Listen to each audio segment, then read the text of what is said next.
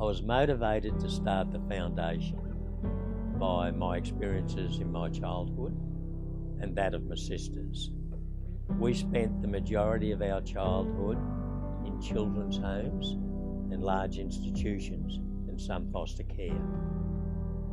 The most difficult part of that was being separated, and wherever we did live, where we were close together in cottages, we were still separated and segregated in the sense that we could not play together or mix with each other.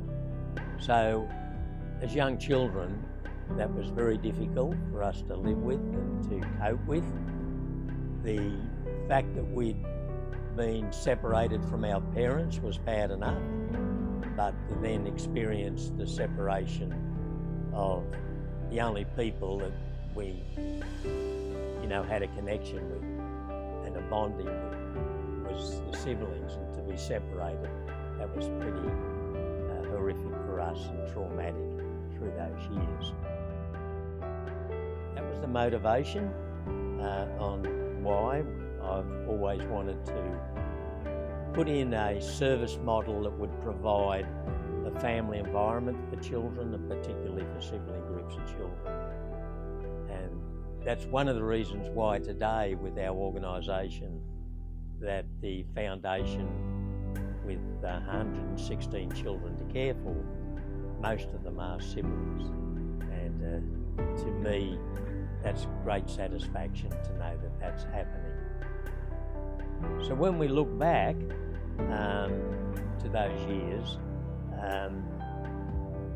I always carried that with me through my adult years and always had a want of being able to provide and help in some way.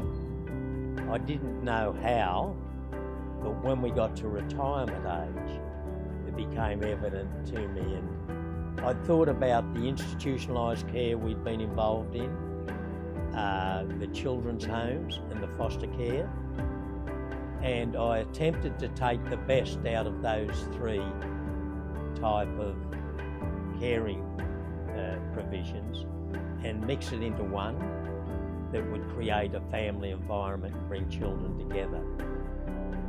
I also knew that we'd be involved in community foster care, and my great hope was that within the community we could again cater for sibling groups of children and having them live together in a really nurturing and caring family environment. That was the motivation. We had a discussion with Dawn and my daughter Donna, and decided that we would do it, but we also realised that if we did do it, it would be a lifelong commitment, that we couldn't go halfway through and then pass the ball on to somebody else, that we'd need to have to follow it through. And we made that commitment. We decided to die with our boots on, and that's what we've done and we'll continue to do.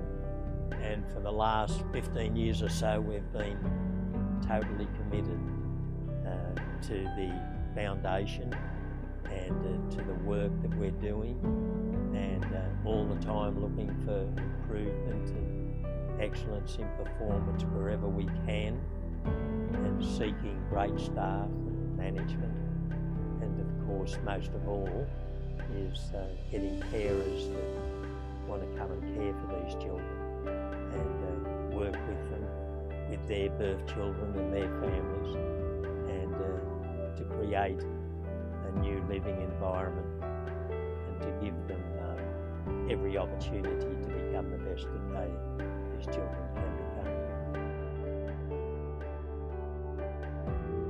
Education is one of the things I'm most passionate about in all the work that we do. I know from my childhood, I know from the children that come into our care, how we've always fought to try and compete with our cohorts or peers when it comes to education. And we always fail. And we fail because, not because the intelligence isn't within the child, but the opportunity has never been there. Never been able to achieve the opportunities of education that other children have, and they've been denied that. Many children come into care that may be 2 or 3, 4 years behind their cohorts, and that in itself is a big problem. You can't ask and expect these children to turn up at school and do a little bit extra homework and catch up.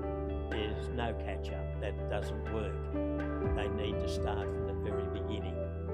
And what I loved about the temporary school that we did start here on the farm was the fact that we did not have classes, year classes, but we had teacher classes, so that we may well have a Year 2 student with a Year 5 or 6 year student, and this is what made it work.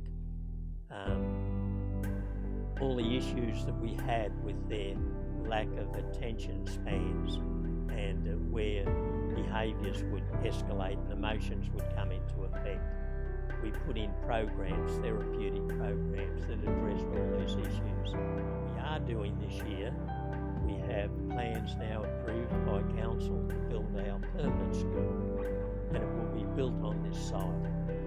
And that's one of my biggest dreams that's becoming a reality. And I know as soon as we get it up and running, we will have no shortage of students, and we'll be looking to bring young children and young people into this environment where they can learn, they can discover the best of what's in themselves, and they can learn in an environment that's unique and different, that meets the curriculum as far as literacy and numeracy is concerned, the most important parts of their education, and then we can fill them with hope.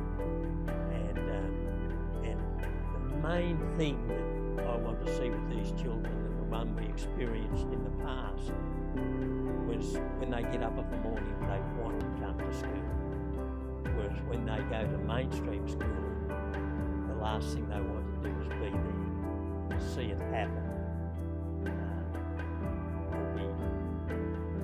Makes such a great difference in these children's lives.